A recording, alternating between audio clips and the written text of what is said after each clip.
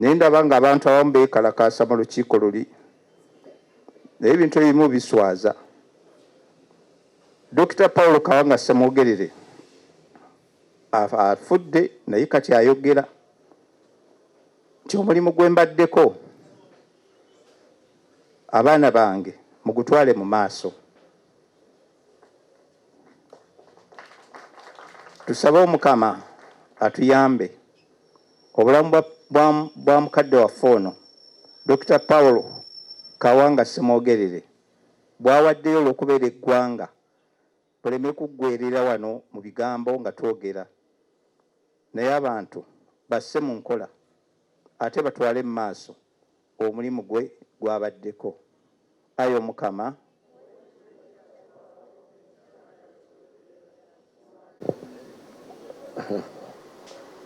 bakadde bange mwenna abali wano, banyabo ne bassebo, maama Namwandu, bajjajja Baggere, Mulwanyamuli, taata Kawanga aliwo, n'abooluganda mwenna. Ndi musanyufu okulaba nga mikwano gya ebigambo byange byakwebaza era nsaba nkome ku kwebaza kwokka kubanga obudde nkyalina bungi obw'okwogera ebirala okutuuka tunamala okuziika. Ate engeri gyendi ya kibishopu kizibu nnyo okunzijjako akazindaalo.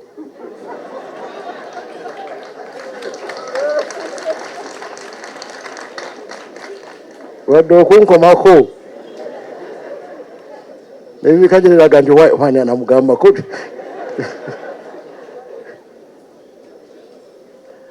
awo nakunsabira njogere butono tusobole okukungubaga n'okunyumyamu ng'abooluganda. Ndi musanyufu nnyo okulaba nga n'abangi mikwano gya taata muzze ate nga mbadde ndudde okubalabako. Haji baali Haji Sirunjo gyagenze abadde wano badde ndudde omulabako.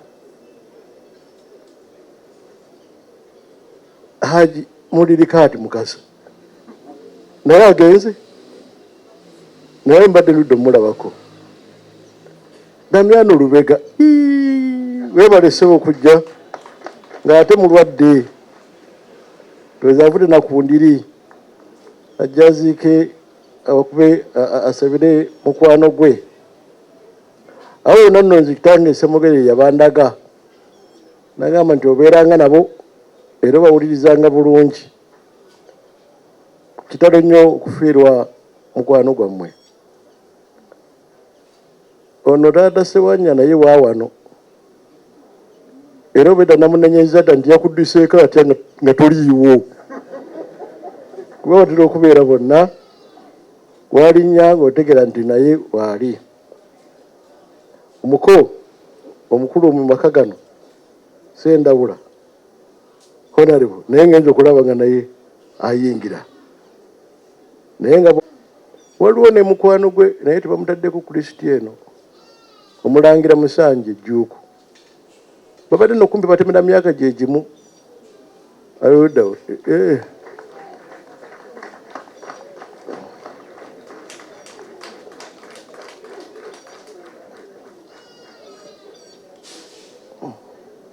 ajangu oyogereko otubuulire kubanga gwe ku muzindaalo kuba obadde walinga twayitibwa gumpadde oyo musomesa mukulu nnyo ekyambogo wa sciences ate nabeera n'omusomesa w'eddiini ng'asoma ekisubi nga mukwano nnyo nnyo nnyo nnyo gwa mukulu wange gwe nali nzirako ekyomukisa omubi oyo naye yagenda yafa. Naye bwe mulabayo obuntu nti obumu obulungirungi bwenkola mu nsi muno nsaba mukkirize nti obuntu obwo nabukoppa ku Paulo Ssemwogerere.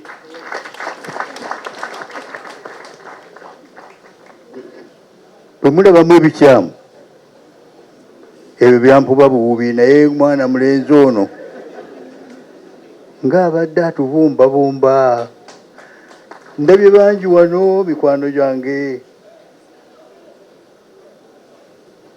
Taata we bali kunkowoola. Neeyanzizza neeyanze kankomaawo.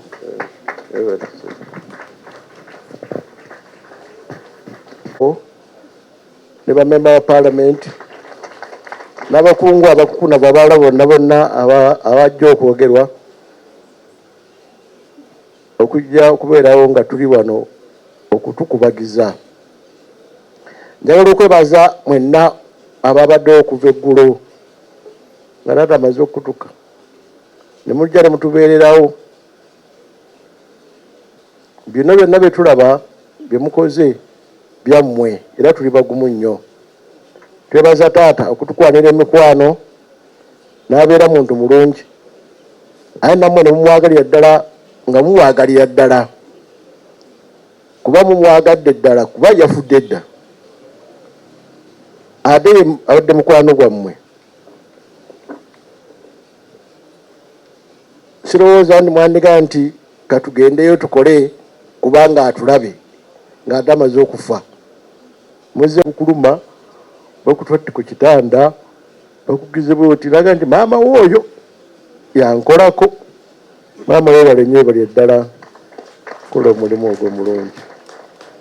Era nze bannaye Katonda yatukoze bubi nnyo kuba mbadde musuubira mu myaka 10 nti ajja kikoona. Ng'omukulu w'ekifo bw'agambye nti babadde batambula bonna olusozi ne balulinnya ne bakomawo nga mulamu bulungi. Bino bipuresha biki nga tebimutawaanya. Naye Mukama yagambye nti jangu ku myaka egyo 9.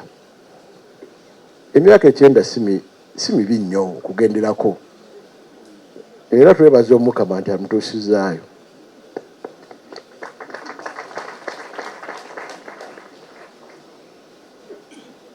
Nze nange njagala ngituukeko. Nali nkyali wabiri nga nempambalako n'empeza 5 nga era kale. Bwe naweza 5 nti bwempeza 6 era kale. Kati 6 gyawera bwempeza 8 awo era kale. Kubanga eri tomanya gy'olaga. Ne Yesu naye yaliyo naye nga naye agamba bannange naye amaziga gamussebo kiro kirama nga akaaba ti kuba ebintu bulijjo teyitikako muwe omuntu waffe nga tuli kuno. Buli bbanga oba okola ki olowooza nti ojja kweyongerayo. Naye Katonda atuwa lesoni nti obudde bonna ojja eka ne bw'obonoobera wa 15 era ojja kujja. Ono taata abadde alina okugenda tumukwase Omukama ate nga bamuwadde obujulizi ndowooza agenze bulungi era ajja kutuuka bulungi naffe atusabire asangeyo banne abamusookayo mikwano gye Bakiwanuka Beeni Bakibuuka Sikweyama Sebaana mwogereko tekumanya amalala mwogerawo bokka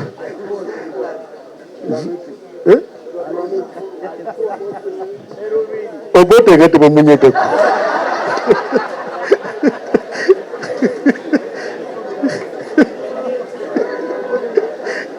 bonna bali mumeeresa naye bagenda dda kale abasangeyo ate naweze goli eri ekyali eyo tuli eno bonna bijja kubeerayo.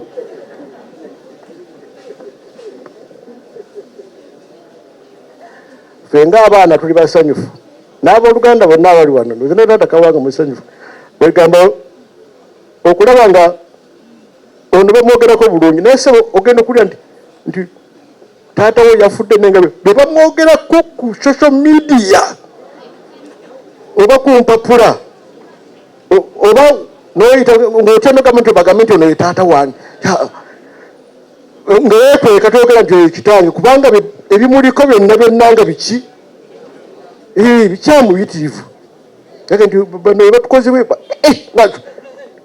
naye ono omusajja wattu newe ngamba kati era buli bajja ku n'atali mutabani we oba muwala we ajja nze nimwera Ssemwogerere kubanga yayogerwako ebintu afaananyikako obulungi.